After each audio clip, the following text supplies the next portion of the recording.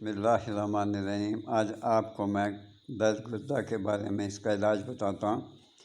کلمی شورا 5 تولے لیں اور اس کو کسی کڑھائی میں ڈال کر گرم کریں۔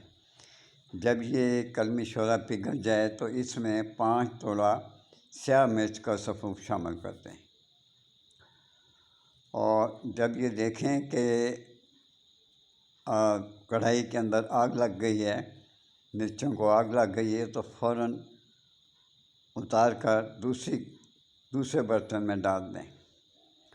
اس کے بعد اس کو آپ نے اچھی طرح کھل کرنا ہے۔